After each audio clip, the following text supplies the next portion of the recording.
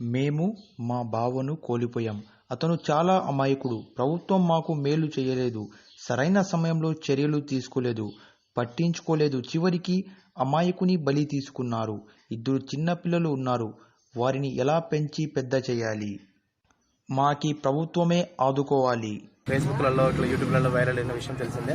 ఆ విషయం కొరకై వాళ్ళ భార్య మొన్న వచ్చినప్పటికీ నుంచి మేము ఇక్కడ నుంచి ఎస్పీ ఆఫీస్ దగ్గరికి అన్ని కలెక్టర్ ఆఫీస్ దగ్గరికి అన్ని చోట్లకి వెళ్ళాము.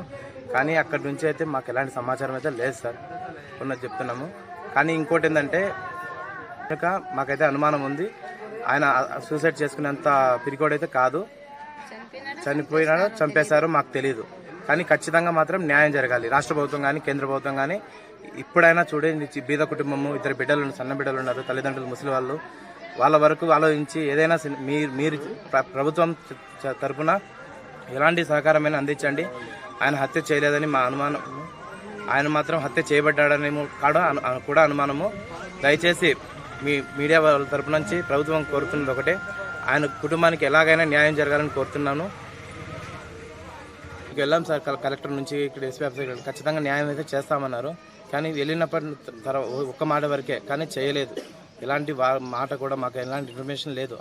అక్కడ నుంచి ఇండియన్ ఎంబసీ నుంచి కానీ ఇక్కడ నుంచి ఇక్కడ స్టేట్ గవర్నమెంట్ నుంచి కానీ ఎలాంటి వార్తలు అయితే లేవు, ఎలాంటి సమాచారం కూడా లేదు. కానీ ఈరోజు మాత్రము హత్య చేయబడ్డాడు. దీని వరకు ఖచ్చితంగా రాష్ట్ర ప్రభుత్వం చొరవ తీసుకొని ఎందుకు చేశారు ఏంటి అనేసి మాకు జస్ట్ కారణం చెప్పండి చాలు. ఇంకోటి ఏంటంటే ఆయన హత్య చేశాడు, దానికి సంబంధించిన సీసీ ఫుటేజ్, ఆయన ఇప్పుడు చనిపోయాడు, సూసైడ్ చేసుకున్నాడు, సబ్ జైల్లో సీసీ ఫుటేజ్ ఉంటుంది కదా, దాన్ని కూడా మాకు చూపిస్తే మేము కూడా ఒకవేళ సూసైడ్ చేసుకున్నాడంటే మేము కూడా ధైర్యంగా ఉండగలము. ఎందుకంటే ఇక్కడ కుటుంబానికి మేము ధైర్యం చెప్పుకోగలము. నెక్స్ట్ ఏంటంటే ఆయన హత్య చేయబడి మాత్రం దీనికి మాత్రం ఖచ్చితంగా ఏదో విధంగా మాకు న్యాయం చేయ విధంగా చేయండి. అక్కడ కువైట్ వాళ్ళకి ఏదో విధంగా కేసులు పెట్టేసి విధంగా చేయాలనుకుంటున్నాము. దయచేసి మాకు హెల్ప్ చేయండి.